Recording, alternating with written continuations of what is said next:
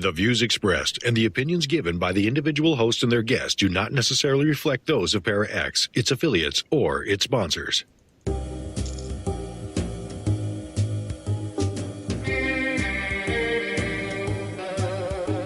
Step outside of your comfort zone.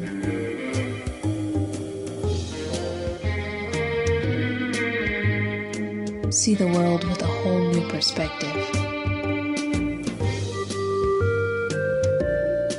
Join us and experience the unexplained on the Paranormal View. And welcome everybody right here to the Paranormal View on the Para-X Radio Network. I want to thank everybody for taking time to stop by and be with us this evening, those here in the chat room and those listening from around the world. And we appreciate each and every one of you. No matter where you are listening from. If you are listening from somewhere other than here in the chat room and you'd like to come over and join in with all these wonderful people, you can go to the para-x.com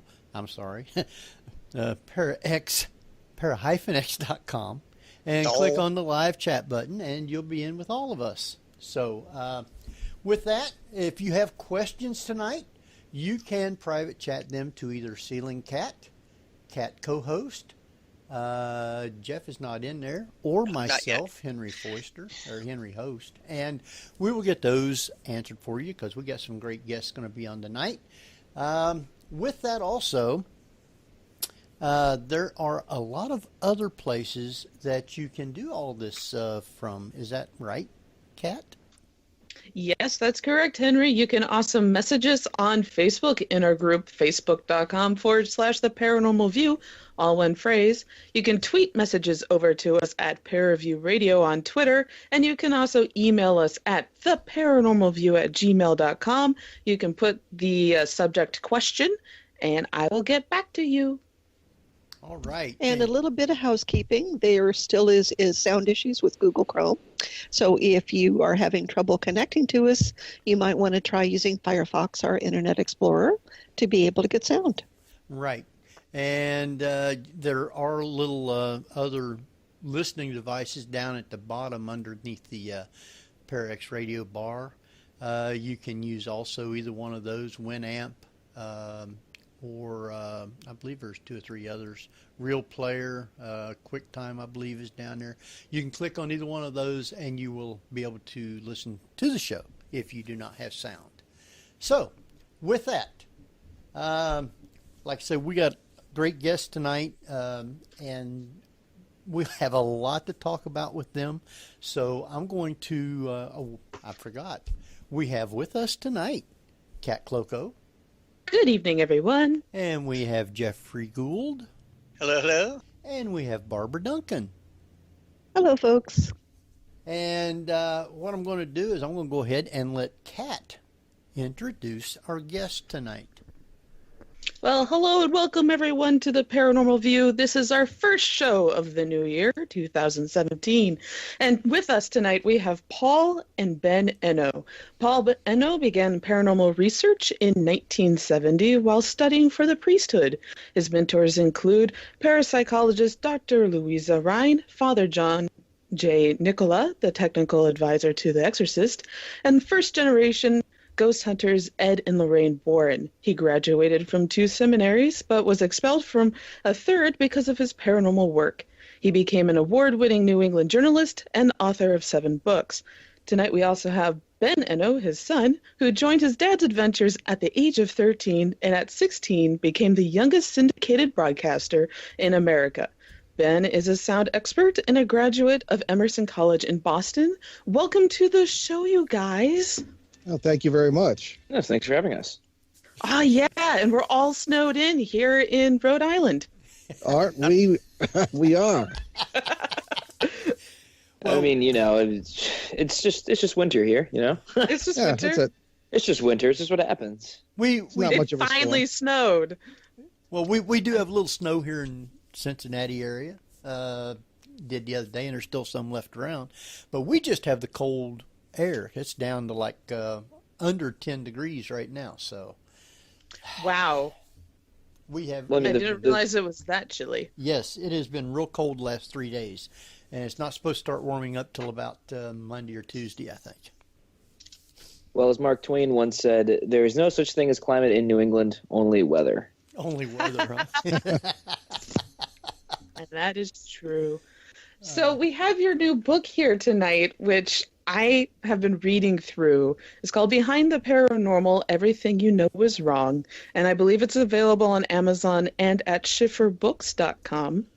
Is it available on your website as well?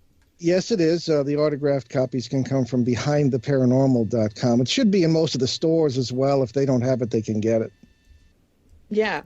And I'm going to say, it's one of the most unique books on the paranormal I've read in a long time. And thank you. What Mark Twain also said, I can live 6 months on one good compliment. One good compliment. Oh, I always heard it was 2 weeks, but that'll do. Yeah. And as an anthropologist by training and a researcher, I like this book because it adds some extra hypotheses and theories to the field of the paranormal. And I'm excited to be bringing them to our listeners tonight. And I really want to talk about parasites because those are very interesting. Yeah, they sure are.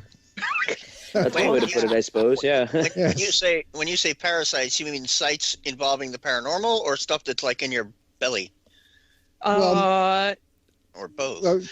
Maybe I don't know. There's a Dan, great book by Colin Wilson called The Mind Parasites, in which he talks about this very subject, which is these beings that just sort of get into your head and start playing with your emotions. So it was another one of those aha moments we were talking about. Like politicians or something? Like emotional Jeff. parasites, and Yeah. But first, actually, I'm really interested in both of your backgrounds with the paranormal. And Paul, you go first. Please let all of our listening audience know, what is your background? How did you end up working with the Warrens? And how did you get dismissed from the priesthood? Okay, well, I was never ordained to the priesthood. I think perhaps the church and I both had a lucky escape, but the fact was that I did attend 2 seminaries, graduated from 2, and then went over to the Orthodox Church and continued in their seminary. And they're the ones that had enough of me because they thought, I should have my nose in my books and not be researching the paranormal, even though I'd worked with some of these people you mentioned. But the background really, at the beginning, was when I was about 7 years old, and the usual bio says, well, I lived in a haunted house. Well, I didn't live in a haunted house. I did, however, you can imagine how difficult this was to talk about at all. I was witness at the age of 7 to my father's suicide. And he was a Protestant, garden variety Protestant. My mother was a strict Roman Catholic, and I went to a strict Roman Catholic school. And the thing was that if you ate a hot dog on Friday or did things like this, then that would have been bad news. You go to hell, right? And it's just like that. So rather than ask, well, what kind of God is this? I asked, what happened to my father? And it was several years later. My brother was already in the seminary. He became a priest, a rather well-known theologian later on. But I went into the seminary and I began to wonder, well, what about what could ghosts be? Where could my father be? And the whole doctrine of purgatory, which is something Roman Catholics might know about. If you're not bad enough to go to hell or not good enough to go to heaven, you go to purgatory for a while and you get purged, hence the name, and off you go to heaven, hopefully after that. So that's where I started in the paranormal, and I got much more than I bargained for, and I didn't, nothing I ran into from day one even fit anything like that, and it didn't fit the old ideas about what ghosts are either. So that's how I got started. Wow. Ben, how did you get interested? Well, I mean, I was spawned by my father here, so that's essentially how that started. Any other questions? No, the Frankenstein thing. Yeah, essentially. Well, I mean, when I was a kid, we used to do these things called lock-ins in my middle school. And so it was like we would raise money for charity and we'd hang out after school and whatever, and we'd have different events that were going on. And every year, my dad did a ghost story talk or whatever. So he'd set up a projector in the library. All these kids would come in and sit down and listen to his stories, and they would always be like really like spooked out by it. And so I became known as the kid who was like, "Oh, your dad hunts ghosts." But I mean, I grew up with this guy, so of course I'm going to follow in his footsteps in some way, shape, or form. So you don't expect your own house to be haunted, and it was not haunted. But I did go with him on like 1 or 2 cases before I really got involved, and now it's sort of become history since we've written a book together. Now, you guys, your book starts out talking about everything right from the beginning. And one of the things you had in there was like the beginning of the Bible. The beginning with the mystery of how it all started. Do we base the beginning of everything on what the Bible says? Like, in the beginning, God created the heavens and the earth? I believe it was Julie Andrews who said the beginning is a very good place to start. So why not go with something that's extremely old to start with? Because we really don't know much about our past, if you think about it.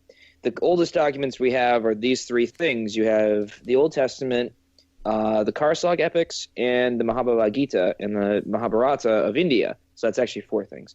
So you have to go back to something where we can at least find something like tangible that's written down. So, I mean, I guess start from the very beginning and how the paranormal influenced history. Well, if I might add a little bit, what we deal with these documents in that first chapter, which is called the Elohim Enigma. And I think it's as good a place to start as anywhere, because the more people who are going to read this book are familiar with the book of Genesis than they are with the Mahabharata, the Karsag epics, or the Atrahasis documents. Okay, and it really I wanted to read these things in the original language. I couldn't quite get through the ancient Sumerian, but I read it in French instead. But I went down to Temple Bethel in Providence, and some years ago, and they had never taught us Hebrew in the seminary. They taught us Greek and Latin, but never Hebrew. And I said, that's kind of important, because when you read things in the original languages, even the New Testament, it doesn't always say what it says in English, because the translations are lousy and are colored by people's beliefs, whoever's doing the translating very often. So with the Elohim thing, it was a real eye-opener. The trouble with Hebrew, was especially ancient Hebrew, is that there are no vowels, and the words are not separated. Everything just runs together. So really how you read it and how you interpret it is really up to what you happen to believe. Modern Hebrew has vowel marks, so it's easier to read. But in Genesis, what Henry just quoted, in the beginning God created the heaven and the earth, it reads quite differently from a different point of view, which is just as legitimate as the point of view most of us have. It says, when it began, or when it started, the shining ones, that's the word Elohim, the first word used for God in the Bible, stood in the heights and looked down with pleasure upon the low highlands and the lowlands. Now, what the hay is that about? The shining ones, plural, come, of course, is the translation that I think it could very easily be used, and I believe it's absolutely solid, of the word Elohim, which has a feminine root and a masculine plural ending. It's the only word in any Semitic language like that. So, I mean, there you have it. So that's where we begin, right at the beginning. Well, if it goes in that, the big question, I guess, then, if God was the one that's supposed to created everything, or gods, exactly where did God come from? Oh, well, I think, Ben could answer this just as easily as I could. I mean, nobody's questioning God. As a matter of fact, as we go in the book, we get into a chapter toward the end called What is Heaven? And also we get into beliefs about God. And the ultimate point of the book, I think, is that we're not dealing, or the ultimate theory anyways, is we're not dealing with just one creation, one world. the entirety of the paranormal, we believe, can begin to be explained perhaps by the theory of multiple worlds, multiple physical worlds, perhaps an infinite number. And I suppose maybe I was more influenced by my theological education than people might think, because what were we taught early on in any Christian religion at all? Essentially that God created the world out of an explosion of divine love. That's what we learned in the seminary anyway. Explosion of divine love. Well, if divine love is infinite, why shouldn't creation be infinite if it's an explosion of that love? Everything God does is infinite. And that would mean what physics has been more than hinting at in the past century, really, that there are, or particularly since the 1950s and Eliot's theories of the multiple worlds, that we have every possible possibility exists in concrete reality somewhere or somewhen in what is known as the multiverse or the metaverse, which is this elegant interactive family of every possibility. So that, I think, is better theology, if I say so myself, than a lot of what you would hear in church or in the seminary. An infinite God creating an infinite creation. So essentially, I think that what we're suggesting glorifies God. It doesn't denigrate, or it questions some very narrow interpretations of some ancient beliefs, perhaps. But that's again, but we make no claims anywhere in this book. People can take it or leave it, and just accept it or not accept it as they please. So, but I think we start at the beginning with God, and that's, I think, a beginning to understanding what God's doing. Sounds good. And that's what I liked about this, was adding the idea of the many worlds theory to it, instead of just focusing on, I think, what is called the spiritualist base, or the spiritualist theory that we're working on with ghost investigations. And this is the point of view I'm looking at it from, ghost investigations from the 1840s, 1860s. Well, the Fox sisters in the 1840s. Yeah. But again, that's the best information they had. They didn't know about, hadn't thought about multiple worlds, at least not for several thousand years, perhaps. Yeah. I think our remote ancestors knew about this, but you ended up with a very two-dimensional spiritualist idea, and the ghosts are spirits of the dead. What else could they be? When you see your grandmother, hopping down the bunny trail, a couple of weeks after her funeral, then, I mean, what else could it be but some remnant of her? And maybe it is, maybe we're wrong, but I've never, ever, nor has Ben, if I may speak for him, in any of our cases, found that old stuff to be true. Again, if you look at it from an entirely new point of view here, not entirely, I mean, we're not the originators of this, this is how we experience it. Maybe we're bringing some of it together, but everything changes. You're in these houses, investigate. It's the guy who killed himself in the garage, 100 years ago or something. And must be. What else could it be? And he responds to the name and knows about the history. But when I go in there and say, I don't believe you're so and so, because it just doesn't feel right, everything changes. And again, everything is wrong. Actually, the publisher wanted to, because that's the motto of our radio show. But we put it in the book as a subtitle. And I think it really says it, because it's really the first day of school from a new point of view. Oh yeah. Well, I like it when you go back, not just referencing what the Bible is, but all the other different texts and old ancient writings that is even further back than what these are. Yeah, well, they all kind of say the same thing. Yeah, because I think there's more to it than just what we as the Christians and the King James and all that. There's a whole lot more, and I think it does lose a lot of translation that they put into that book from all the other ancient writings.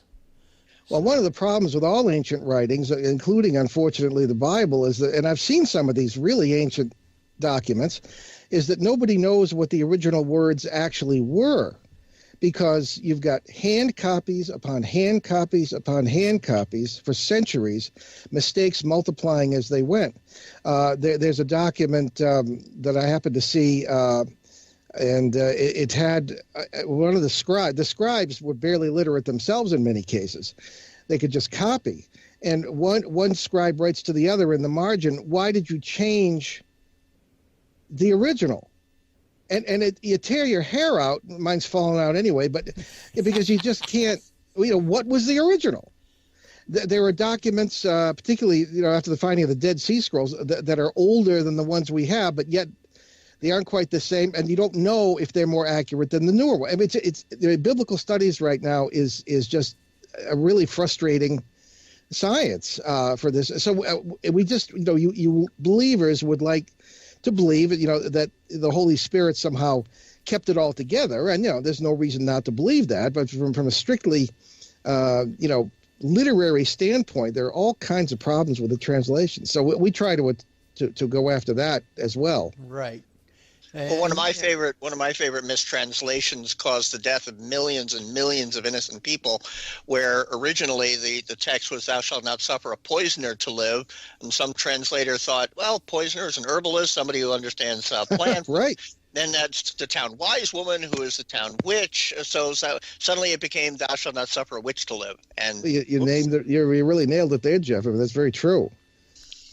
Well, way back to start with, when everything was first going, they didn't have any writings at all. Everything was by word of mouth, and everything was passed down year after year, century after century by word of mouth. And who could? I mean, if you sat around the table with 50 people and start something, by the time it gets back to the beginning, it's changed. Yeah. So just think what it's done over the centuries from way back at the beginning. So.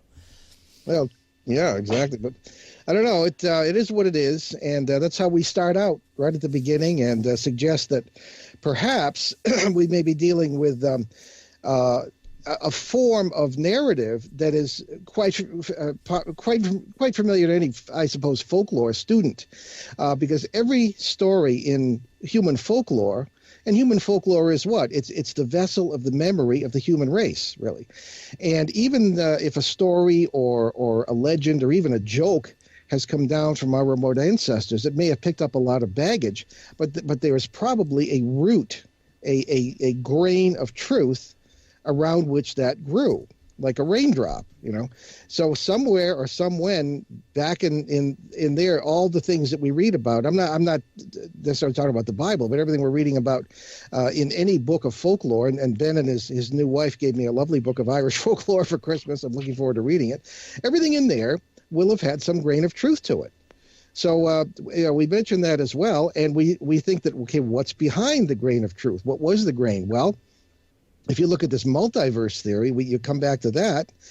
Two things might have had tremendous influence on our remote history. One would be the parasites Kat had brought up earlier in the show, and who seem to be multiversal creatures. In other words, and Ben and I both run into them. They seem to cross what a physicist would call the brains, branes, as in membranes, between worlds in order to do what? Not to tempt us into hell, but to feed their life forms. We believe, and we've tangled with them on many occasions. I've tangled with them physically several times. They feed upon our apparently negative energy. And so here you have the grain from which stories about evil spirits grew, because they fill the bill. Because in order to eat, they have to push our buttons. And we've seen them do it in several worlds at the same time. Ben, you remember the case in Vermont, the haunted policeman, as we call it. Oh, I remember very vividly. Yeah. And when we get out of our vehicle, and immediately you and I were drawn to a corner of that property where something was going on at some other point in space-time, the multiverse, and something was feeding on it, and then it couldn't get enough to eat from that. It would go into the basement apartment of this police officer in a rural area of Vermont, and he said, it's funny you talk about them feeding, because when he and his fiancée would fight, they would actually see it walking around the apartment, and Ben later got a picture of it. This sort of, it looked almost like, Ben, you compare. I didn't want to show you the picture. because you were only 13. It was one of your first cases. And you said, no problem. It looked like one of the Black Riders from the Lord of the Rings, so you were cool with it. But so that's one possibility, that we had influence in our ancient past from these parasites. And what's some of the evidence for that? Well, if you look at the ancient documents, particularly of the Sumerians, it's very strange. It was like 8,000 years ago, this civilization sprang up in the Middle East practically out of nowhere. It's like they were farmers and hunters one month, and the next month they were lawyers and doctors. I mean, it's just weird how quickly this sprang up. And what also sprang up was the worship of many, many gods. Now, a lot of people are surprised to hear this, but there is some considerable evidence that the original worship of our remote ancestors in the primitive times, so-called, was one god. Actually, more specifically, like a trinity, like a father, God, a mother, and like a child who was usually us. Even Yahweh from the Old Testament, the ancient Israelites, had, a lot of people don't realize this and don't like to hear it, but had a female counterpart known as the Shekinah. All right, as did the gods who were talked about in the other documents we mentioned in the book, the Atrahasis and the others that Ben mentioned. So I think we're dealing with a grain of truth here that is really quite stunning. And so parasites might have been influencing people, and could they come along? They could do this, that, the other thing. They appear to manipulate space and time. Aha! What have we got here? A god, or a demon. And I think they went to town with that. And I think we've seen modern examples of how that might have happened. The Bell Witch case of Robertson County, Tennessee, 1817 to 1821, for example. We mentioned this in the book. If this had not been a strict 19th century Protestant community, I think there were 4 parasites operating, because I was consultant on the film American Haunting some years ago when I was given documents to look at, and it seemed to me that this is what was going on. They might have literally taken over the community, as I think they did in the remote past. And there was some evidence that these were old spirits, had been in the area for centuries. This is what they said, and had been involved with the local Native Americans, who were rather mysterious, the mound builders and all this. This is all in the book. But and then number 2, if you don't mind me rattling on here, is in the multiversal point of view, is the issue of somebody, perhaps with technology, stumbling in, perhaps across by chance or design, across one of these membranes from a parallel reality. And again, these are very concrete and physical in our belief, most of them anyway. And what do we have from that? Instead of the theology of demons, we have ancient astronaut theory. What else could they be but people from other planets? And again, maybe they were. That's entirely possible too. Maybe they got here by means of the multiverse, the easiest way to travel.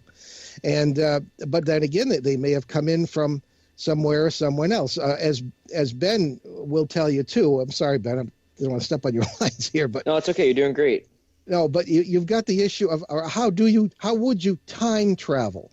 And if you talk to there are 2 physicists I know who would say, well, you don't travel. It's just that you're on the right track, because you don't travel back and forth in time. You travel from side to side. Thank you. See? Yes. And so, again, the parallel worlds, past and future, not really existing and all being simultaneous. This can be controlled, or it can be misstepped by accident. That's why people disappear and reappear, and all this stuff we get into. So I think that those 2 aspects we touch on, I think, in that first chapter, may be parasites and people stumbling or traveling from one parallel reality to the other, and not the air being enough that doesn't have alien microbes in it, and all sorts of factors lining up, so that our remote ancestors were in some cases brutally affected by some of the technology. I'm sure you're all familiar with Mohenjo-Daro. It's a city ruins now in Pakistan, and a friend of mine was there and took some pictures for me and did some research, and there is what appears to be like a ground zero. I mean, this is as real as it gets. This is not some kind of nutty stuff you'd see on the cable channels. There was heat fused green glass sand from the desert that had been heat fused. And the only thing that can do that is either a comet strike, which would have been, totally obvious even at this point in history, or a nuclear explosion. And there was evidence that the buildings in the center of the city had melted. And we're talking several thousand years in the past. Skeletons are not buried. They're haphazardly scattered around and are very radioactive. Somebody thought to bring a Geiger counter. Very radioactive and not in any natural way. There's a certain amount of radiation in the environment naturally, but this is way off the scale. So I think we may be dealing with the origins, the grain of sand in a way that created the whole idea of the wars of the gods, which are prevalent in the Bible too. That Satan, Lucifer being thrown out of heaven. It's all wars of the gods. Ben mentioned the Mahabharata, the very lengthy, it's the longest poem in the world, as a matter of fact, the national poem of India. And Ben, you tell him about the Vimana. Oh yeah, good friend of mine. He was in my groomsmen party. He's from Southeast India, and he was telling me that they had a word for planes before planes existed, which was Vimana. Yeah, and so it's mentioned in the Mahabharata with lots of Indian religious art with ships in the sky, and the weapons that they describe are chilling. There were each of the gods or whoever they were had his or her own weapon. There was the Brahmanastra, and which were thought-based weapons, and there is little doubt that the worst of these weapons was nuclear. Just the descriptions are stunning. They describe a nuclear explosion, the air turning bad, the food being contaminated, birds falling from the sky, even the colors turning white, and all this business. It's amazing, and this just seems to be something that I think we really can't ignore. If you take out the imagery, the religious imagery, and some of the flowery stuff in these documents, it comes out, and not only wars of the gods, but that we get into the Garden of Eden, as we call it, which I think was in Lebanon. There's even a town called Ekden to this day. Evidence of ridiculously ancient canals and agricultural activity, and evidence from particularly the Karsag epics of the Sumerians puts this very vividly, that the Nin Karsag, the mother goddess, took blood and saliva from one of her people and blended it with those of the natives. This is genetic engineering, and it's right there, written 4,000 years ago. It was either that or the worst smoothie. I would think so. I wouldn't drink. So anyway, these are all. This is how we look at it. Maybe we're wrong, but we present it in the book this way. Well, it's real interesting reading. I can guarantee that. It's talking about subjects that we don't usually touch upon in the paranormal community. But when you're talking about Mohenjo-Daro, I was thinking of the abandoned cities of central South America, because the Aztecs and the Olmecs constantly built these huge pyramids, and the step pyramids. They're not going to be the pyramids like you see in Giza, but these large pyramid cities, they'd be there only maybe a decade, and then they would drop it and move on. Yeah. And when you excavate underneath these step pyramids, they find hundreds of corpses. Mm-hmm. And it just, when I was reading through that, that's what I was thinking. And I'm like, I wonder how much study has been done. I know classic archaeologists have been going through it, but how many paranormal researchers have looked at it and tried to find stuff? So it got me thinking, and I like that. Well, that's good. That's what we tried to do. How about? Yeah. If you go to the British Museum in London, or at least when I was there were two galleries. One has like the nice gods, like Isis and Osiris and all these people. And then the other one has these really nasty backyard things, deities that really were ugly and really don't. How could you love these? Because a lot of these religions weren't necessarily based on love, because they were nature deities. There was the bad, the dark side of nature too that was reflected. But some of these were so negative, and they demanded human sacrifice, such as the Aztecs did. And whether these were sacrificial victims found, as you mentioned, is probable. However, the whole idea that these gods would demand such sacrifice, I mean, who would even think of that? You know, what's the most precious thing to us? It's self-preservation and the really the sanctity of life, and particularly when it comes to our own. You know, so it just added up, at least to us, as parasites, again, operating, making people think they were gods and feeding off the result.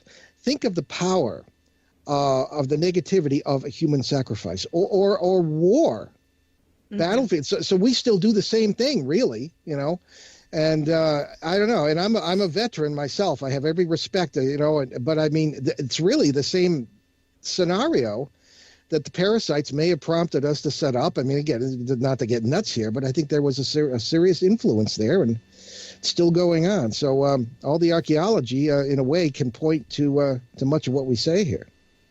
Yeah. Almost makes you wonder if that's where the vampire myth came from. I think it's precisely where it came from. What did the ancient Sumerians call these things? They were life-sucking ghosts. And that's precisely what parasites are. You see people ending up with chronic fatigue syndrome and other diseases. And another thing I'd like to see, Kat, particularly, is someone who's a lot more competent than we are, investigating the health effects of paranormal exposure and activity. Oh, yeah, that would be a really good topic, because I know so many people who have health issues and then they leave for a while and then they come back and they surge up again. And also, don't forget hungry ghosts and ghouls. I know there are a bunch of them. They act a lot like vampires, but that are in Asian folklore. Yes. So, yeah, and that's my hungry and term. hostile. Hungry Right. and hostile, yes, and very, very mean. But the incubi and succubi as well. Yeah, exactly. And it's those kind of monsters and ghouls are very interesting. I love studying them. But Henry is reminding us that it is break time. Break time. Yes. It's break time. Yeah. And I know that I want to continue the discussion, especially on one particular case study that you had, Paul, back in the 1970s.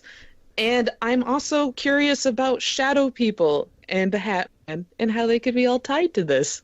And I'm curious how you were able to let the end of the movie version of the Bell Witch be as it was, and just want to make me smack the filmmakers. Nobody I've listened to never me. seen it. I don't. And I'm sure Barbara has a ton of questions also. So I think what we're going to do is we're going to let who gets to take us out? Kat takes us out. I'll take us out I'll bring again. us back. I guess maybe. All right, go ahead. Okay, everyone, we are listening to the Paranormal View on the ParaX radio network. This is Kat Cloco, Henry Foister, Jeffrey Gould, and Barbara Duncan. And tonight our guests are Paul and Ben Eno, the radio show hosts of Behind the Paranormal radio show, and also the authors of Behind the Paranormal, Everything You Know Is Wrong. And we'll be right back after these messages. ParaX Radio Network, powered by CBS. And welcome back, everybody, right here to the Paranormal View on the ParaX Radio Network. Want to thank everybody for being here tonight, those in the chat room and those from around the world. And if you are listening from somewhere other than here, feel free to come over to para-x.com, click on the live chat button. You'll be in with all these wonderful people and interact with them and with us and ask questions of our guest. And want to welcome back Ben and Paul Eno. Thank you, Henry. All right. Thank you. And we got Kat Cloco. Hi. And we have Jeffrey Gould. Hello, hello. And Barbara Duncan. Still here and still getting rained on. And speaking of those listening from somewhere other than here in the chat room, we have listeners from all around the world. Is that right, Barbara? Yes, we do. We got listeners in the United States, United Kingdom, Canada, Australia, Singapore, Austria, Austria.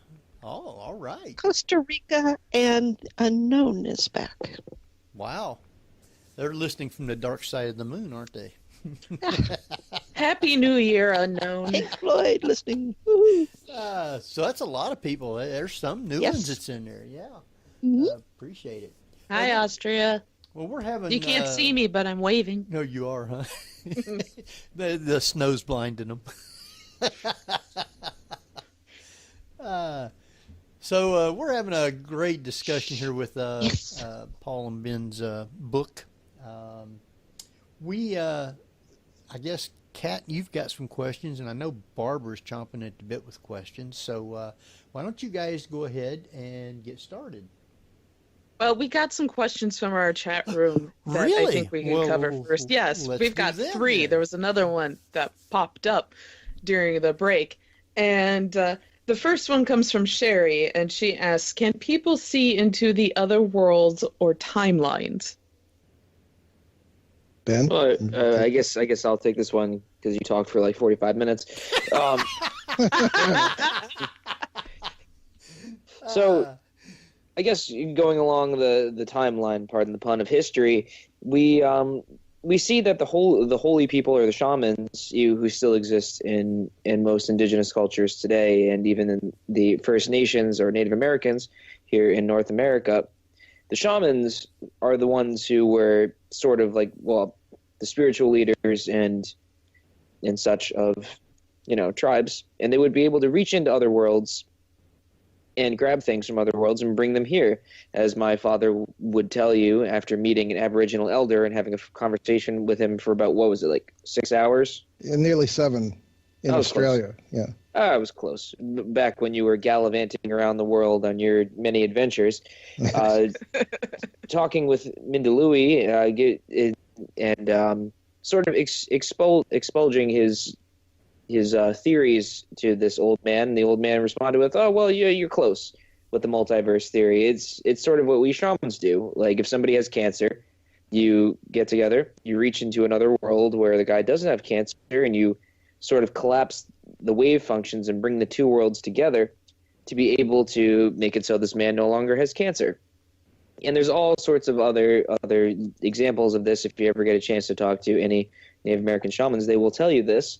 Whether it's the Cree Indians up in Canada or pretty much anybody. I once had a shaman mentor myself by the name of Ruben, and he was a great guy, and I learned a lot from him. And he would make vague mentions of this whenever we had our sort of training sessions, and it was there's a lot of that going on, and even then people can see into it at all times anyway, because we're always a part of it and we're always experiencing it every day. It's like if you put down your car keys, you turn around, they're gone. You're like, oh, well, it's one of those things. Well, in some world, the car keys were there. And in another world where you may have happened to pass into, the car keys are somewhere else in your house, or there's no car at all.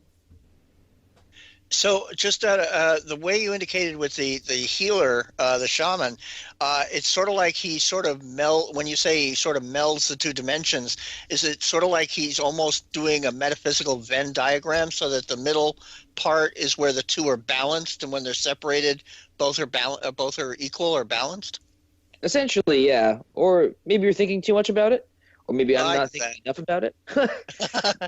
No, it's understandable. I feel the same way. Well, I mean, a physicist would look at it like collapsing a wave function, essentially, where you bring the two waves together and they disappear. You collapse the wave function. Okay, so it just in my brain, because like I say, I'm a huge Doctor Who fan and science fiction fan. My brain does try and overthink things. So it's almost like it's creating a new frequency when it collapses a wave. It's more like I want to say like weaving the two frequencies together. Essentially, okay. Yes. That's what I said. Jeff, let's put another sci-fi spin on it here. Woo-hoo. Maybe it's like getting in the transporter, having that filter out the bad stuff, so that you end up with two beings that are identical. True, but that's opening a whole can of worms to the concept of is what you beam out the same thing that beamed in, or is it? Well, I agree with Ben. I think we're overanalyzing something that probably we don't have the technology or the experience to understand yet. Well, I mean, Yeah, I mean, it takes the fun out of it if you can't think about it. True. Well, my first metaphysics teacher said that magic is simply the manipulation of reality in a way that cannot be measured by science yet. Oh, that's actually a pretty good way of putting it. A friend of ours, Mark D'Antonio, would also say that it could be undiscovered science. Yeah. And even Arthur C. Clarke said that magic is indistinguishable from science. Oh, there we go. Yeah. In our. Oh, go ahead, Paul. Oh, no, I did just one thought. One might draw parallels between magic and prayer as well. Oh, yeah. Catholics do more magic than witches.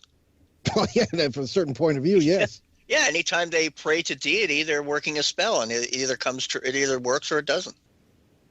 Or as my favorite quote from the movie Oh God is when one of the questions that George Burns was given was, do you answer prayers? He says, I answer all prayers. Sometimes the answer is no.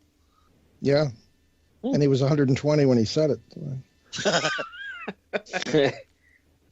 Well, we have a second question from the chat room, and this one's from Kat. No relation to me, but she's still awesome. What if angels feed on positive energy? All right, I'll take that one. That's a good question. But, I mean, I would expand it to say, okay, there are plenty of bad people, you know, for lack of a better term, or negative people who feed upon negative energy. You know, as not everybody is good. You know, I hate to say that because I'd like to say that, but you know, I always, Ben will tell you, I always try to find the good in people, but sometimes it's difficult. People can be good. So I think that you know, angels, yeah, I mean, don't we feed on positive energy? I mean, don't we feel uplifted and stronger sometimes when we deal with a positive person? And I think, sure, angels would feed on positive energy. I don't think they would die if they didn't, but I mean, perhaps the question has no meaning. I mean, the very environment they seem to create for themselves is very positive. But there's a further question: what do you mean by an angel? I think we've talked about parasites. There's a question about parasites as an aside that people say. I often get, and Ben too, that could these be people who were totally consuming of others and totally self-centered, who maybe become parasites, or are, I should more accurately, are parasites in parallel realities where they are now influencing this one. I don't have any problem with that philosophically or our science, such as it is, but I've never really seen that unless there seem to be 9 or so different species of these parasites, and none of them seem to be humans or really connected with you know, a recent foray into this world as a human. Although all things being parallel and all things being simultaneous, who knows what the connection may be? There may be connections we don't suspect. So the same thing with angels. But the thing that really is the key to maybe approaching an answer to this question is something that Ben and I both have found, and that's that we exist in many versions of ourselves in this multiverse. And in fact, the multiverse is not only an elegant interaction of all possibilities, they're all possibilities of us too. And the illustration I always use is I like to speak at colleges because not only, you know, I don't get any dumb questions. Not that I mean, the only question that's dumb is the one that is not asked. So I didn't mean to say that, but I get really, really good questions. And at the end, they put me in some kind of big armchair or something. And once I had a rocking chair, and the kids come up and they all tell me their stories like I was Santa Claus or something. So there were 2 freshman girls at Mount Ida College near Boston, and this is some years ago. I was speaking there long before Ben had the pleasure of my company in this. But there were 2 freshman girls, and I got a kick out of it because half the students at Mount Ida are studying to be undertakers. I thought that was nifty. And 2 freshman girls came up to me and said, and I've been talking about human relationships in the multiverse. I said, why is it that we had never seen each other before, but from day one, registration day, we saw each other and we were sisters from that moment? And they had been tremendous friends ever since. They said, why is that? I said, well, probably because at some point in the multiverse, at some time, place, or whatever, you literally are one another. Because all possibilities exist. At some point, you are each other. You know, And this illustrates what we call the unity with a capital U.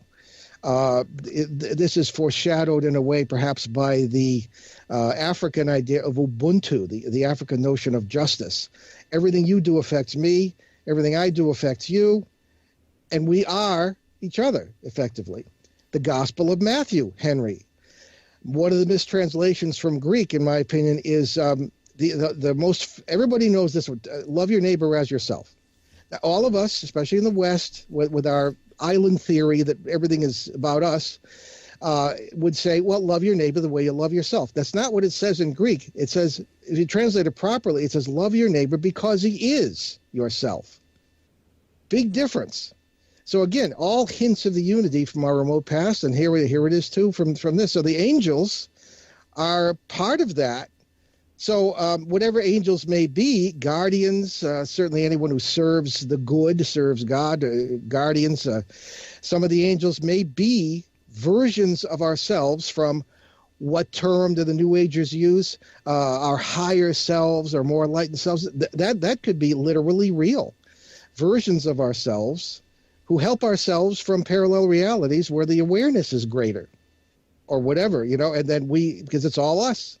So again, all these possibilities are, I think, rather cool. And what did Alexander Leake say in the Mothman Prophecies? Everything you want to know is in the book. I was going to just kind of go off of what Kat was saying, and instead of using angels feeding on positive energy, maybe they just get a boost. Yeah, I think we do. Why should they? Yeah, I think that would be more of what happens. And I have a ghost story about something that happened during a good family event, but I'll share that a little bit later. Ooh. Yeah, anyway, but okay. Do we have anything else? More questions from the chat room? There was one more, and it also comes from Sherry, who asked the first question, and she says, "What do they think about tulpas?" Oh, interesting. Ooh, tulpas are fun, aren't they? Oh yeah, about that? Great to have at a party. Not necessarily. Yes. Everybody's favorite neighborhood tulpa. Yeah. So tulpas are really interesting because it illustrates two things, in my opinion, at least. It illustrates the power of belief, and it also illustrates a very interesting portion of the multiverse, which is, something like that could indeed exist. And for those who don't know what a tulpa is essentially a being that is created through immense thought and concentration practiced by the Tibetan Buddhists. And it's really interesting how I've heard and read a lot of stories, well-documented events, people creating beings that they have specific purposes. Like a bunch of college students, I think, I can't remember where I read this, they sat and they created a tulpa, and they gave it a name, an identity, and a backstory. And it started I think it was given a bunch of different tasks like cleaning and stuff. And then eventually it sort of took on a life of its own and then ended up turning into a poltergeist, which is even more interesting. That was in Canada in the 70s, and I knew some of those students. Oh yeah, that's right. So you're probably more qualified to talk about it than I. You got it.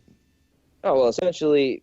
I don't know, it's really interesting because it could illustrate that these beings are indeed alive in somewhere, somewhen in the multiverse, and we just happen to bring those worlds over to us through immense concentration. Or it could be sort of a parasite taking over the reins or whatever of whatever traits we bestow upon it, much like Gnostic archons. We sort of give power to these things through our belief and concentration and how we think about things.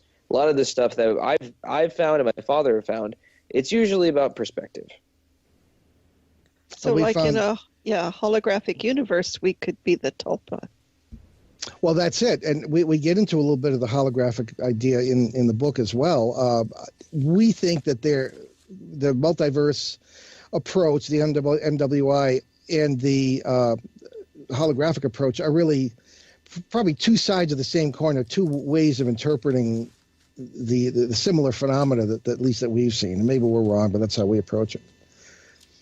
But with the tulpas, you see, the ones that I've run into, and I think I ran into the first one in 1975, were there were a lot of parasitical overtones to them. Now, maybe some of them are not, but the very idea when you, as Ben described, when students assign an identity to something and it takes on that identity, it illustrates very vividly something that we believe. It's not really places that are haunted as such. It's people, and again, these things will be whatever they think will get, if they're parasitical, whatever will push the buttons in you.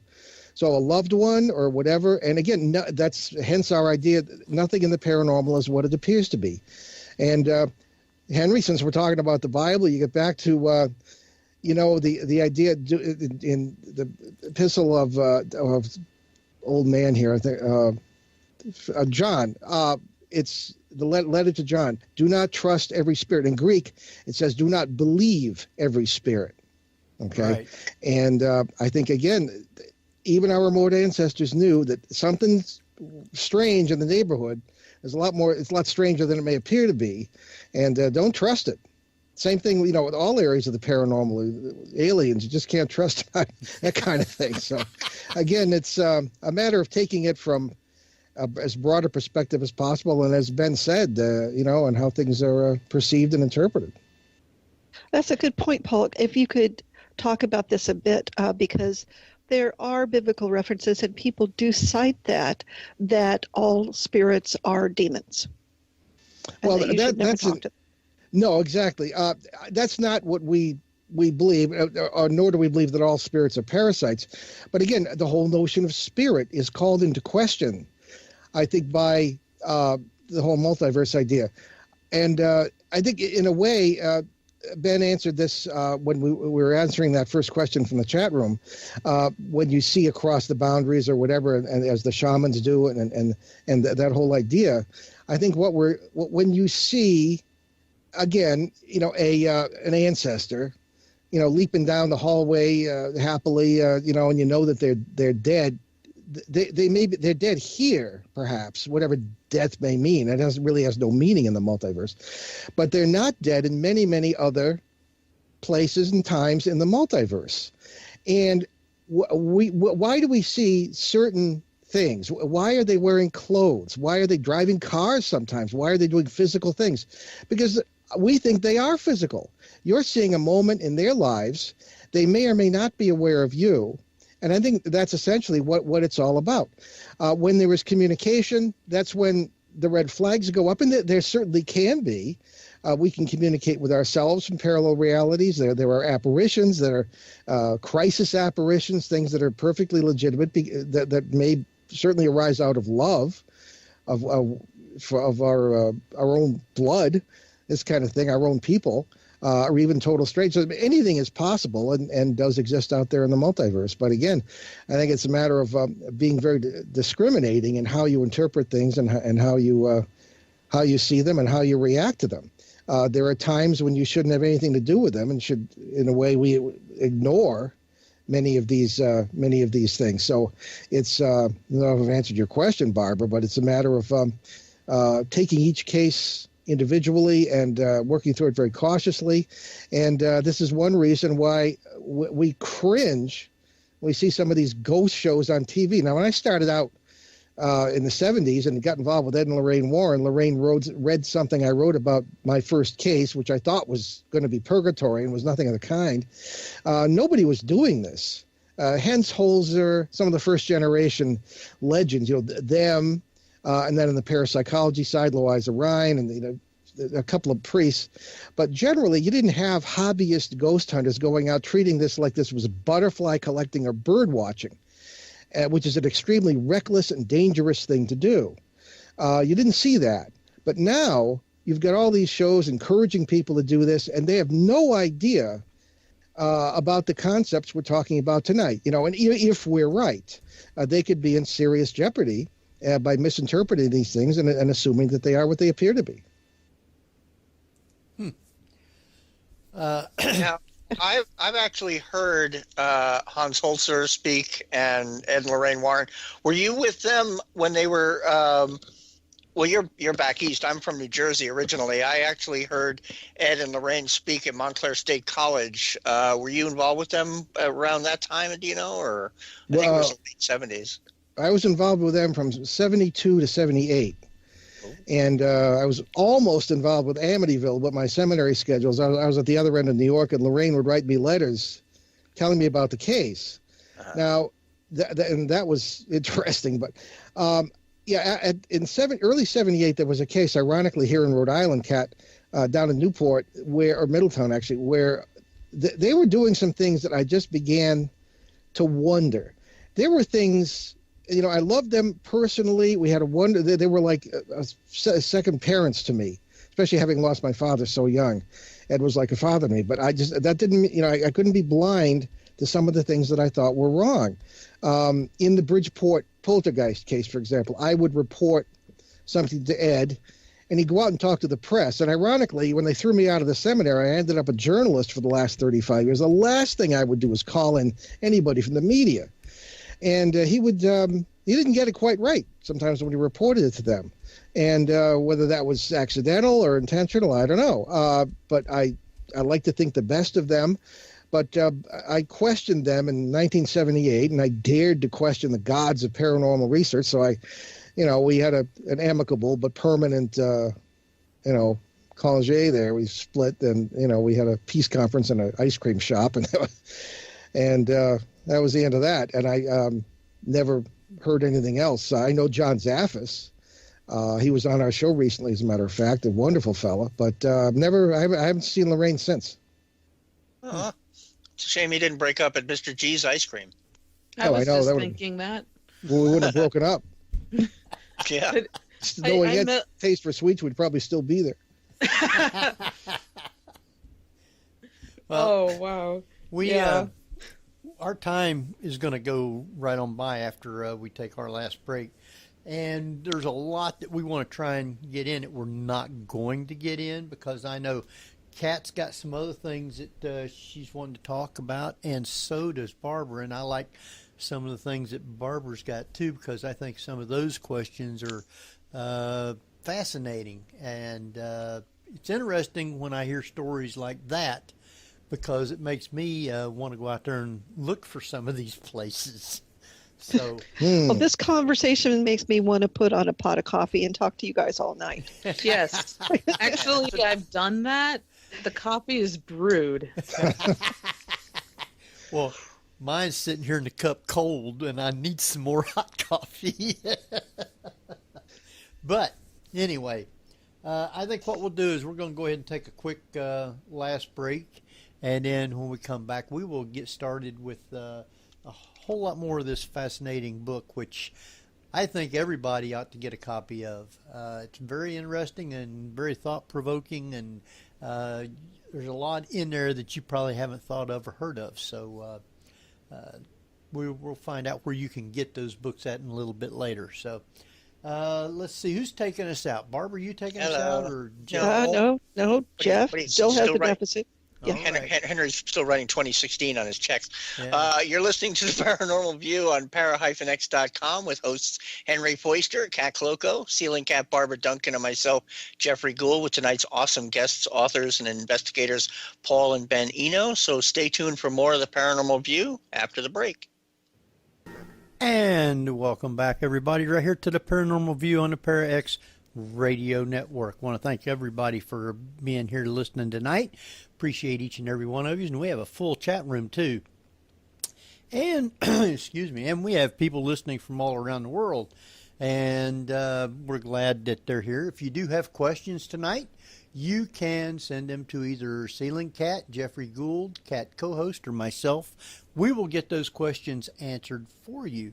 But if you have questions and you're listening from somewhere else, you can also send us a question to theparanormalview@gmail.com and just put attention question, and we will get those answered for you.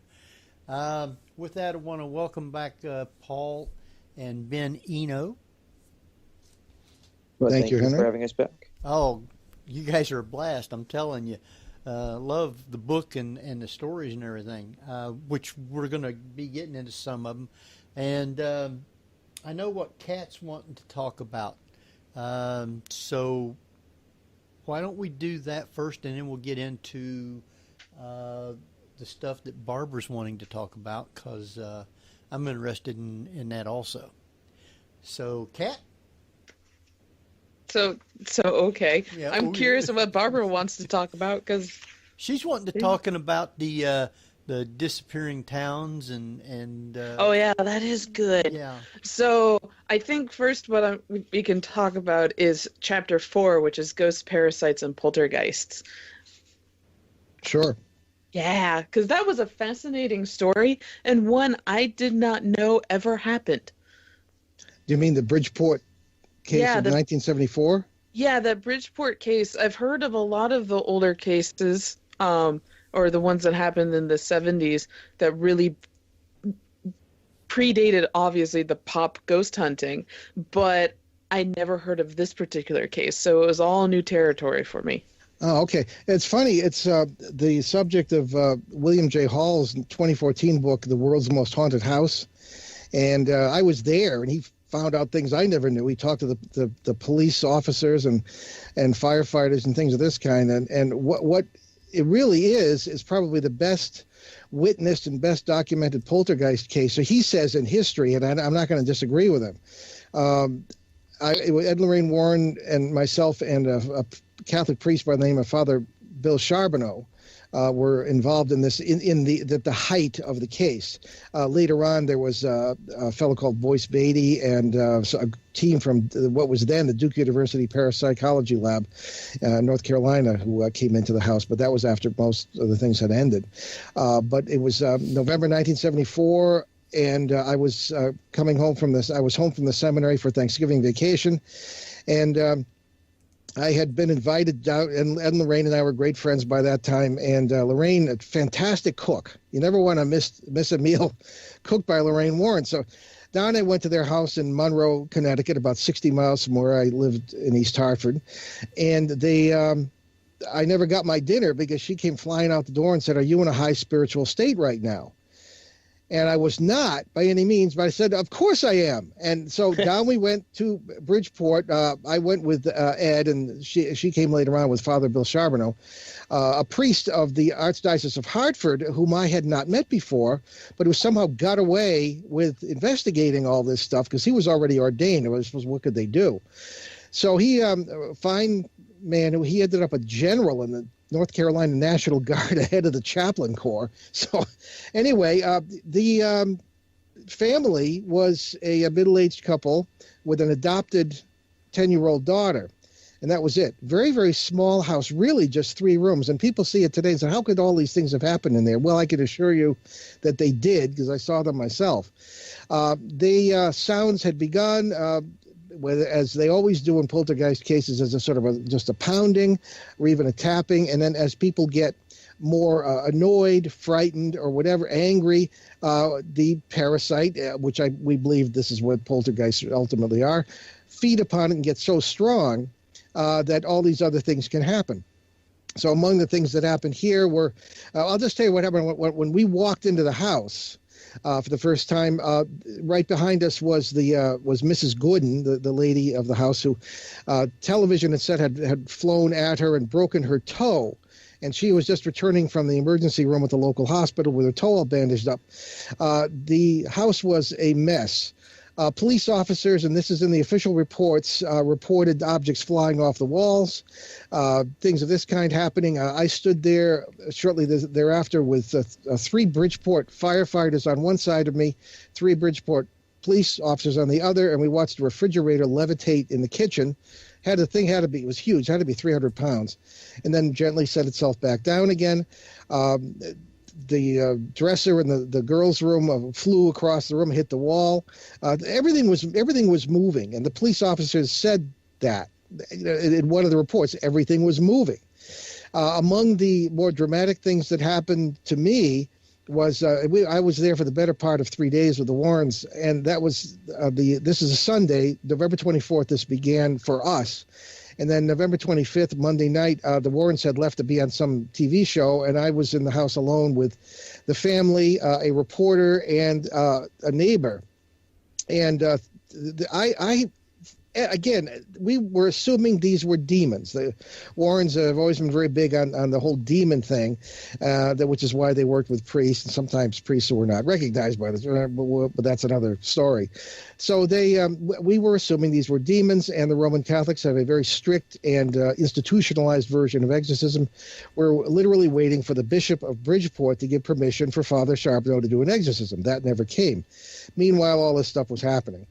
So I'm in there assuming these are demons, but I got the impression, the very strong impression, there were 4 beings, 4 entities. And they suddenly came out of the girls' room, into the kitchen, down the hallway, and you could almost see these translucent, gauzy structures, okay? And one of them walked right up to me, and I put the little girl behind me because I knew it was after her. This thing, and the best word I can think to describe it, there are 2 words I can think to describe it. One is sterile, completely non-human. And the second word is alien. You can interpret that however you like. These were utterly alien beings. So meanwhile, this thing's standing in front of me, and I was starting to panic, and I began. And the trouble with that was that it began to feed on me. I pushed against it. It pushed back, and I felt a physical skeletal. I felt bones, a physical structure. And I have when I lecture, I have when we lecture, I have an illustration of this. It's almost bird-like. Now, I'm no anatomist or biologist or anything, but it really, this is what it felt like. I was totally shocked because this is supposed to be a spirit, right? It got around me, threw the little girl across the room. The energy in this place, you could have held up a light bulb and it would have turned on. So I pulled the whole family out of the house. Fortunately, the police had cordoned off the ends of Lindley Street, of this block anyway of it. And we didn't walk out into the middle of a crowd because there were up to 2,000 people, police estimates, outside this house at any given time once this word of this got out. So there was that, and the refrigerator, and I was injured by a flying television set, rather nasty gash in my leg from this. And that TV came over. This was the previous night. It came over, slam onto the kitchen floor, and it should have been in a million pieces, but it was unharmed. And that started me developing a theory of why these things may be happening in a house where poltergeists are involved, but that the poltergeists themselves are not actually doing at least a lot of these physical movement of objects. So that's kind of another theory. But that was the Bridgeport case of 1974, and there's a section of this chapter 4 on that case, and also Bill Hall's very excellent book. You ought to have him on your show. World's Most Haunted House. So that was it. There was plenty more if you want to hear it, but Bill Hall went out and he found he located actual witnesses, because I was one of the few surviving witnesses to this, because Ed Warren passed, or as we say, translated in 2010. Lorraine is still around, but she's very, very elderly. There were a couple of the police officers that Bill Hall found and who talked, and none of them has ever retracted their story. I remember one of them backing out of the house, backing down the sidewalk, and sitting in the police cruiser and refusing to come out. There was another, I did a book signing in 1998 when my book Footsteps in the Attic, I should say Faces at the Window, came out at this Barnes & Noble in Warwick, Cat, I'm sure you know it well. And a woman came up to me and said, my father was a Bridgeport firefighter during that case. We couldn't find him for 3 days. And I said, well, where was he? And he was in the apartment above their garage. He was so frightened by what he saw in this house. I believe he was one of the ones standing at my side when this refrigerator flew away. And he said he was so frightened he wouldn't come out of this place. He just was traumatized. It changed his life. Because, especially first responders tend to be very, especially police officers, very practical, feet on the ground people. This is the way it is. And, when this happens to you, and I've seen this happen to professionals, it's just they are never the same again, because their world is shattered. The comfortable world we live in that we think we understand, where we think we know things and everything is wrong, then it really rocks your world. So that was the Bridgeport case of 1974. It ended in chaos because we were thrown out. The police came in as soon as we left on Tuesday. We left temporarily, and the city was tied up. And Bridgeport is not a small town. It's the largest city in Connecticut. and it was tied up in knots because people all over the world knew about this, and it was nuts. So they moved in, said the kid did it. That's all there was to it, and there's a lot more to it. But Ed Warren and I went on the radio and fought with the police for 3 nights, the better part of 3 nights on the air, and then I went home and finally got at least a Thanksgiving dinner that week. So all told, it ends well, I guess. Yeah, I was wondering about the Thanksgiving because I'm reading the dates and it's ticking closer to Thanksgiving. And I'm like, I wonder what they did there. Random thought. This was a Sunday, Monday, and Tuesday. Well, we didn't eat a lot. Sunday, Monday, and Tuesday that we were in that house. Tuesday we were thrown out. Tuesday night and Wednesday night we were on the radio. And Thursday I went home and had dinner with my family. So did they move back into the house, or what happened to the house? Well, the house, they stayed in the house for a while. Things continued to happen, though not nearly on the scale they did when we were in there. Maybe it was our fault. I don't know. And the for sale sign eventually went up. But then the people from Duke showed up. That was Keith Harari and the Jerry Solfin, who are now Dr. Keith and Dr. Jerry. And Jerry later wrote to me that there were so many eyewitnesses that they couldn't pin it all together. And they never even wrote an in-house report on it. So he told me anyway. And 40 years later, Bill Hall's book came out, and I met up with Boyce Beatty for the first time in 40 years. He had interviewed me after this. And the family apparently had the child had been taken to the Fairfield Hills Psychiatric Hospital or State Hospital, mercifully closed at this point in Connecticut. And supposedly things had happened there. It all depends who you talk to. It's a pretty good bet that the rumor about this is true, that Jerry Gooden had to sink the Christmas tree in concrete that year because it kept moving. And then shortly thereafter, a for sale sign appeared. The parents both passed away. Marcy herself passed away last year. Very sad, very sweet little girl, 10 years old at the time. And so a very sad story. She was a Native American, one of the First Nations from Canada, from Ontario, Iroquois, and had been adopted by the family. And anyway, long stories. But it ended. Some say it never did end, really, but it never got as bad as it was that one weekend. But again, it depends who you talk to. So is the house still there? People live in it? Yep. 966 Lindley Street. Huh. That's public record because it's in Bill's book now. But yeah, it's people are struck by the size. Supposedly outside, people saw there were 2 stone swans on the doorstep that supposedly moved, and I never saw that. I've heard of things like that. There was supposedly a talking cat involved. Now, my job, Ed Warren assigned me to watch the little girl just to make sure she wasn't doing any of this stuff. And she had this cat with her named Sam, and it was absolutely clear to me that she would hold Sam close to her throat and do kind of like a ventriloquism thing. She was rather good at it. But this was close enough to New York for network reporters from ABC, CBS, and NBC, the only networks at the time, to come up. And I will never forget the sight of these network guys standing around holding microphones up to this cat and begging it to say something. And I mean, it's reminiscent of modern journalism in a way. There's sometimes I'm ashamed of my profession, but I became a journalist. I've never asked a cat to talk as far as I can recall. Plus, mostly what it would say is, "Where's the food?" Precisely, yeah. Mm-hmm. Well, Jerry Gooden, who was no fool, and his feet were very firmly planted on the ground, in my opinion. He swore that the cat would be in the cellar, would come up, pound on the door, and demand, in sailors' talk, so to speak, curse the air blue and demand to be let out. Now this gets back in a way maybe to the tulpa idea. Can animals be quote unquote possessed? And we deal a little bit with exorcism and stuff in the book, and I was involved in some cases when I was in the seminary. But the question of animal possession arises, and the whole tulpa thing. So I don't know. He swore the cat talked. He said it had been in the veterinary hospital for an operation, had not talked before that, but what he said was quote, "I swear the damn thing swallowed a mynah bird," when it was at the, so I know, but I never heard anything I thought was the talking cat. But those reporters and Gooden stories were food for thought, in my opinion. So there were a lot of things in this case, and the weirdest thing I'd seen up to that point. Wow. That's the place with the levitating refrigerator? Yes. Yeah. Yeah. So it didn't matter what size of object, things were just coming up off the floor.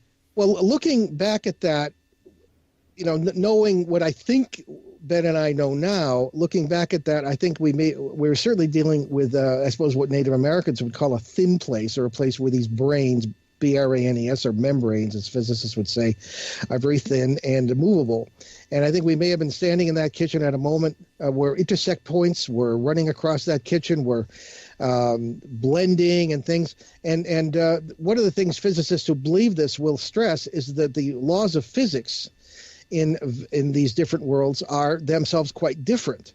So there may be some worlds where this thing was weightless, and maybe one of those with appropriate laws of physics washed across that kitchen as we were standing there, and that's why it levitated. I never felt the presence, or very rarely at least, felt the presence of one of these entities when these objects were moving, which indicated to me later, once I thought about it, that these were not actually doing this. It's more like the metaphor I always use is when you move quickly along through an office or a hallway, maybe you will stir up the air and knock some papers off a table. That sort of thing. So the energies involved with the processes that allow these things to move between worlds may have moved the objects, as in the Hutchison effect, which is an interesting story in itself. But it's probably, I don't think it's really, in many cases anyway, the entities actually throwing things and doing the poltergeist thing as they are reputed to do. That's my opinion.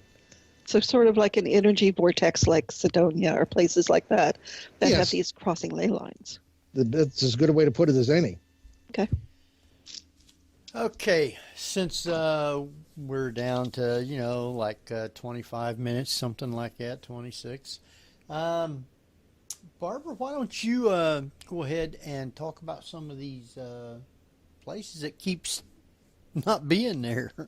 Well, it goes back kind of to the vortexes and that membrane you're talking about, and the vanishing village and those stories was that aha moment for me, because I do a lot of cemetery photography, and I have a cemetery that I go to quite a bit, and I can drive that road one week, the next week come back and go, wait a minute, that stone wasn't there last time. Mm-hmm. Or wait a minute, this doesn't look like it did last week. And I look at the tombstones, and of course they're like 1926, so obviously they didn't go anywhere. But it's almost like they were vanishing at one point. Yeah, well, Ben, I've been yakking here. Why don't you take this one? Well, I mean, I like some of the stories that we have in there. One of my favorites is the I can't remember which go. There was a group of people. I want to say it was a husband and wife who were traveling throughout the American Southwest, which, as we all know, is home to many ghost towns. And one of the ones they decided to visit was a ghost town that everyone around the area was like, "Oh, no, that place doesn't exist. You won't find anything there. There's no town." So they were like, we saw it on a map. It would be right here. So they decided to take a little jaunt out there, and they drive in and they see the sign that says "Welcome." So it's like, okay, well, it's like German or Dutch or something. So they're driving through this town, and something's a little off. They stop to eat, and they find people are sort of looking at their car. They think it's all weird. They go into this restaurant. They find everything very cheaply, but it's written in a language they don't understand. So they sort of point at stuff that they want, and the waitstaff's like, I guess this is what they want. So they bring out their food, and they try to pay, and they pay with American currency, and they are just like, this is weird. Like, we shouldn't take, like, they don't understand the currency and all that stuff.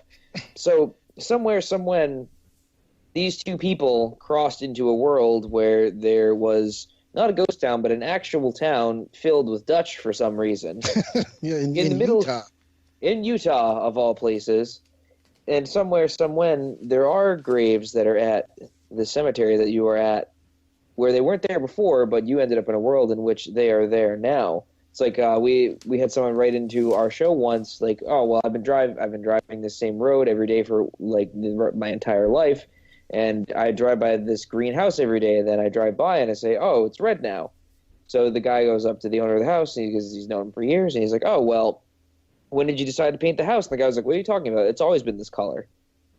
Like that kind of stuff that happens all the time. Like I said before, it's like those little things that you don't notice. You just sort of dismiss it as one of those things, but it's actually us passing through different worlds at all times. Yeah. So generally we refer to those as time slips. Yeah, you could call it that, but again, it seems to be a space slip as well. That Utah case, now we didn't work on that personally. Many years ago, I was giving a talk to a group in Providence, Rhode Island, and the woman came up to me, and she and her husband were both retired bankers. I mean, they weren't your frivolous types of people. She had made copious notes about this experience, and they're the people this happened to, as Ben was describing, and she was shaken up. And, and I'm sure any of you can back me up on this, that you get to the point where you can kind of, especially in journalism, you can get to the point where you can tell whether somebody's trying to throw bovine fecal matter or not. You get to the point where you can kind of tell whether at least they may believe what they're saying. At least they believe it, even if it's a little hard to believe itself, So that cuts some ice with me, and that's why it's in the book. So we try to exercise some standards and have some kind of personal contact. If we haven't experienced the case ourselves in the book, we try to have personal contact with those who did, and that's why it's in there. It makes you kind of want to go back to all the Bermuda Triangle stories and think, well, you know what, there may be a bit of truth to it, simply because there are those time slips. Well, there's a lot of magnetic stuff and electrical stuff that can be cited as possible reasons or causes for this. When I was in the Bermuda Triangle serving with the U.S. Coast Guard in the 80s, there were a lot of strange things that happened in that area. Now, of course, from a practical standpoint, the area is very heavily traveled. There's a lot. It's one of the most heavily traveled air routes and marine routes in the world. So naturally, you're going to have more things happen.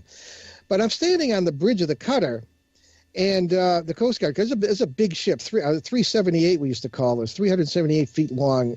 Most people never see these, but they're in some of the major ports. And they do long distance transoceanic stuff for the Coast Guard also. So it's a big ship. And I'm standing on the bridge, and all of a sudden the quartermaster yells, and I run over to the compass, and it's a big ship's military compass, sort of, it's going around and around and around in circles. So the captain looks and says, "Oh, don't worry about it. It'll end, in a minute." So I said, "Well, that's a minute. We have no navigation. What the hell?" So, but it did, and I never saw it happen again. But there are all sorts of magnetic anomalies that I've seen for myself in the Triangle. Outside the port of San Juan, Puerto Rico, where we had some things to do, there was a U.S. Navy destroyer, and I had heard the story that there's so much UFO activity in the Mona Passage, which is the body of water out there, that the Navy keeps a ship there on station to keep an eye on it. Now, I don't know what the ship was doing there, but I did see it was a Spruance-class destroyer, which is a valuable ship, sitting there the whole time we were in port, and while we were coming and going. And we had no communication with the vessel, which was odd. There are certain communications that take place in ships in certain proximity. So that was strange. I talked to a member of the Puerto Rican legislature who lived in a house kind of up on the hills just south of the old city of San Juan. And he talked about a time he was out just several weeks before having a barbecue with his family. And this disc comes up out of the water, maybe 2 miles out, hovers for a minute, and then takes off like a shot into the sky. And he had never seen this sort of thing before, but other people had. So these are all things that I didn't put all these things in the book, but these are things that I've had personal experiences with in the Bermuda Triangle area. So something's going on. Wow. Oh yeah. What we were talking about in personal chat beforehand, and that is, places disappear. Why not people? Oh, they do, and they appear as well. Mm-hmm. There were several cases. This is the 60s and 70s from the Tokyo airport in Tokyo, the international airport, where people would, this happened in 3 different cases that I know of, people would turn up with passports from countries that had never existed, at least not in our world. In one case, they couldn't tell the kind of textiles the person's clothes were made of. One of them spoke a language nobody had ever heard before. And this was really, so people appearing seemingly out of places or times that don't exist in our world. And all of them more or less came to bad ends. One that jumped off a building, another one, nobody knows what happened to him. And then there are cases that people have told me about personally. I'm thinking of a case of the early 70s when a couple from four people from Scotland, 2 couples, were traveling in France, came upon a hotel that they had never, wasn't in any of the guidebooks, but they went and they were absolutely charmed by the old atmosphere, 19th century atmosphere. They parked their car across the street, but it was the only car they could see during the whole time. This is very interesting. They had meals there. That was all very charming. There was no electricity. There was no modern things that we would expect. In the morning, they came down, had a lovely breakfast, and 2 police officers were there, and they asked them where the motorway was, or the l'autoroute, as you'd say in French, and they had never heard the word before, at least acted that way. They sort of pointed in the general direction of some town, and everything was strange. And then when they tried to use French, they were still using francs. This is before the euro. When they checked out, they were surprised they didn't have to pay up front, but when they checked out, they paid in French francs, and the guy had no problem taking them, which is interesting compared with that Utah case where the guy acted like he'd never seen American paper currency before. And I looked it up later, and the French franc had really not changed much since the 1870s. So it really hadn't changed much in the previous century to this case. So maybe that's the reason for that. They drove away. They said, let's stay there on the way back. So they found the road all right. But when they got there was no hotel.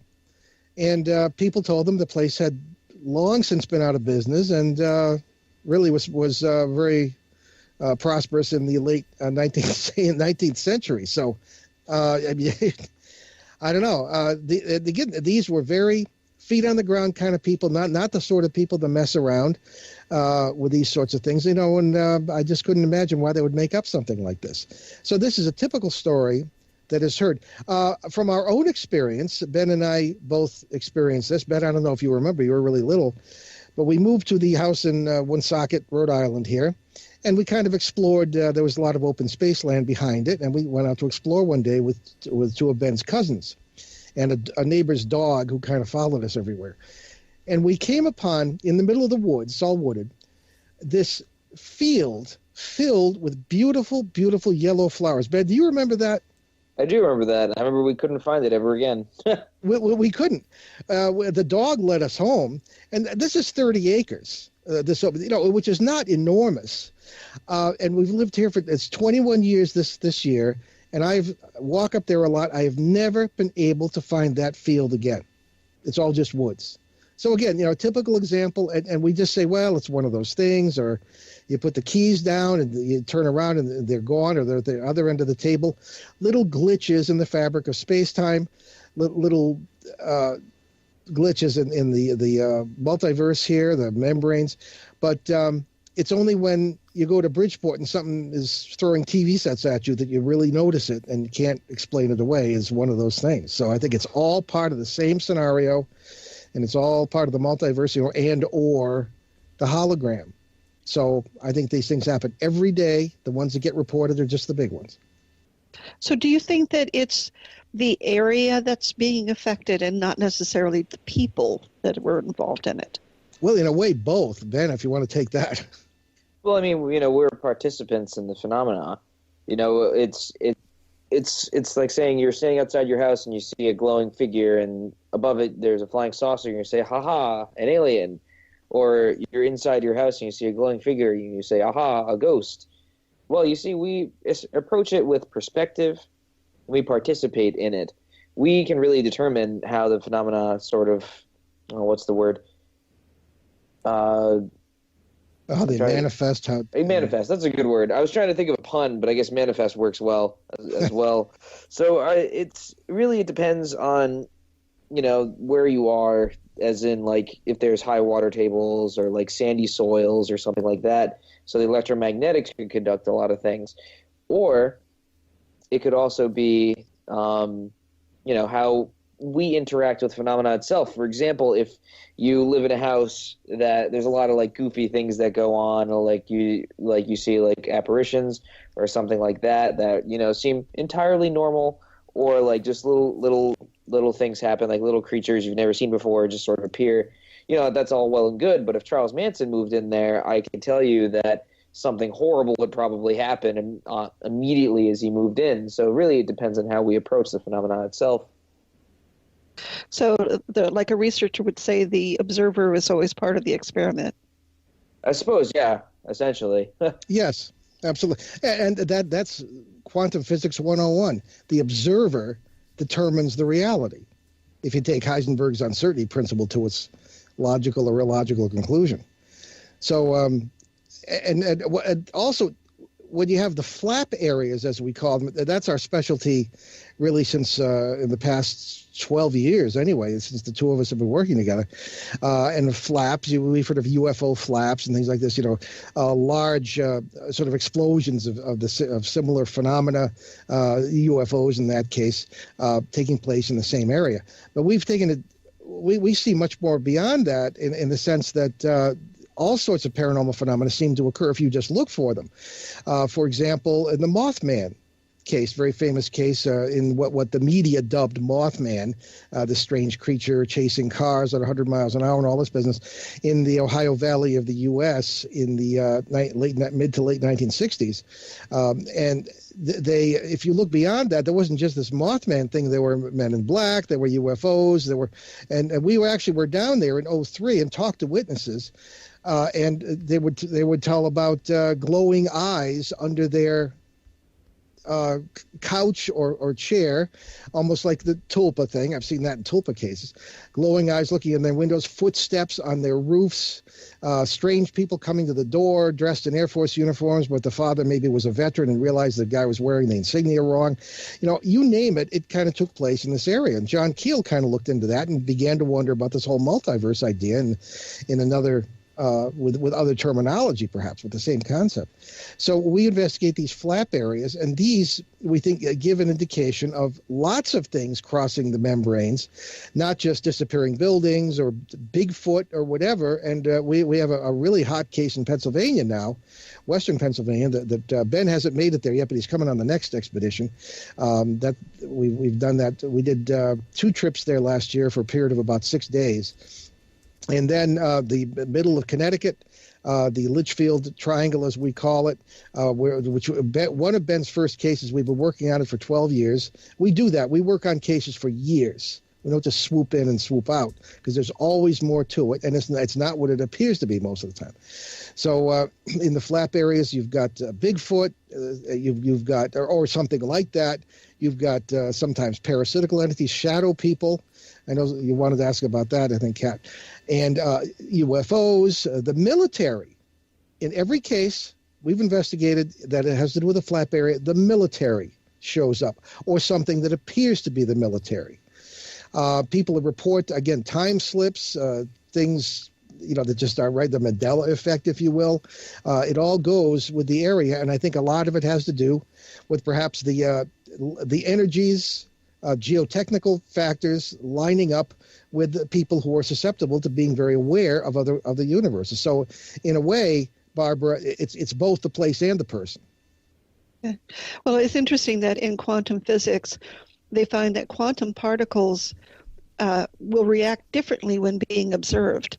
Yes. And they talk about that, but they never bring up the fact, do they behave differently depending upon the mood of the observer? Actually, that has been addressed, but there's no conclusion that I'm aware of. Okay. The real problem with using quantum physics to explain the paranormal is that there is a debate, mostly on the negative side, by physicists, that the quantum effects that we believe we see reflected in paranormal cases don't go beyond the not microscopic, but the subatomic level. Okay, the particles being waves, sometimes particles, other times time meaning nothing, effects taking place before the causes, particles being able to travel huge distances without traversing the space in between. But I just can't. There are other physicists who kind of keep their mouths shut, but with whom we happen to agree that how could you not have effects? Because it's what is mathematics say, particularly chaos theory. We have the fractal nature of reality. Everything reflects what's behind it in the food chain or in the atomic chain. So you have to have the same effects in one form or another. In the macroscopic level, the level of us and trees and grasshoppers and mountains and UFOs, and they have got to be real from the viewpoint, from the same things that are principles that apply in quantum mechanics at the subatomic level. And this is what I've seen since 1970 in the trenches, and it's what Ben has seen too in his long tenure with me now, 12 years, and I don't see any other way to interpret it. I'd love to hear another explanation if quantum physics isn't it, or the hologram. We've had Marie D. Jones on talking about quantum physics and all that. Pretty we know interesting. Marie. Yeah. It goes back to that 0-point energy field and how everything is pretty much connected and is an organic being itself. Effectively, and that's what the ancients would tell you. I had that 7-hour conversation in Australia with the Aboriginal elder, and another one almost as long in Quebec with the Cree elder, who told me different sides of the planet told me exactly the same thing, which is what, in the terms of physics, you just described, Barbara. Wow. Everybody's taking a vote in the chat room. Yeah, I think we're at 5 votes now for you to return. And all of us get coffee, and we just discuss this for another 2 hours. Well, I don't drink coffee, so what do I do? I do, though. Yeah, Ben does. Yeah, he can carry the conversation. Beverage of your choice. Yeah. But, yeah. Our time is going by pretty fast, and maybe you can take 5 minutes maybe, and you got another place, because you guys went to England, and you had this one story from over there where you had coming and going in England, vanishing cottages. Yes. Well, we were also at Rendlesham Forest. Well, this is on a separate trip. When Ben was with me, we were at Rendlesham Forest for a couple of days in 2012, and we think that's another flap area. We were with Larry Warren, who was one of the witnesses to the 1980 UFO landings when he was in the Air Force. But that's not what you asked, Henry. The vanishing, it's chapter 8, and it's the coming and going in England, and it's kind of a strange thing that kind of happened there. We were, it was me. I was in 1989. And there was a British couple, Mr. and Mrs. Clifford Pye, and I talked to their nephew, who related the story to me. And it took place in 1933, and they were on vacation in the county of Cornwall in England's extreme southwest. And they took a trip by bus to this town called Boscastle. And as a matter of fact, if people are fans of the BBC show, what is it, Ben? Doc Martin. This is right near that lovely village where that's filmed. So I don't know. Really? Nothing paranormal. Yeah. My wife watches Doc Martin all the time, and that's a place she wants to go to. Well, it's got more to it than meets the eye, Henry. So anyway, they went to this hilltop inn, and they hiked all the way up there. After having had a meal there, they really loved it. And the bus took them there. And they all got out, had lunch, went back down. They liked the little inn so much, they hiked back up there. And it was gone. And they thought they'd gone to the wrong place or something. But they asked around down in the village, and they were told that no such place had ever existed there. So again, this is another example of one of these weird things coming and going, in this case in England. So it's just a really strange case. Again, in the 1930s, there are a number of these stories. The little girl who was bicycling in Wiltshire, that's the county where Stonehenge is. This, again, is in the 1930s, and I heard this from one of her descendants who said that the story came down to the family, everybody believed it, and it wasn't that long ago, as families are, in the 1930s, not really that long ago if you're a historian, and traveling on one of the old Roman roads.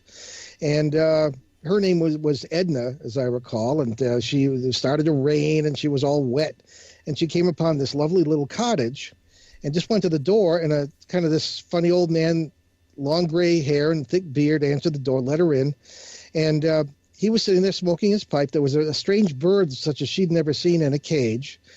He had a dark green coat with shiny buttons, like some kind of elf or something. I don't know. I'm not saying that's what this was, but she found a little place by the fire and sat there and kind of dried off. But the funny thing was, he never spoke to her. A very pleasant smile, and she never heard a sound while she was in this house. Not the fire, not the bird, nothing. Wow. Very strange. And we sometimes see this where people will see things and not hear the sound, or where people will hear the sounds, and one thinks of electronic voice phenomena, or EVPs, and Ben is a sound expert. That's what his degree is, and he could talk about that, but we have no time. So anyway, these are all things that have either happened to us, or we've talked to people to whose relatives these have happened, or this sort of thing, as in this case. They found out that the cottage had been occupied about 50 years before this, and returning a week later, the little girl found, or the young girl found, that the place was in ruins. So, wow, another example of that. Well, Amazing. you know, you guys have been great, and everybody's hollering. They want you guys to come back, and you say you got another book coming out before long.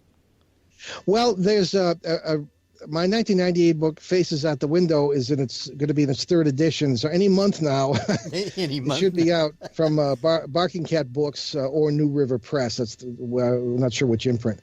Yay. And so they have expanded stories and some additional ones, including The Flashing Nexus, something that people have never heard of before. Well, we'd like to get you guys back on. Hope you guys can come back.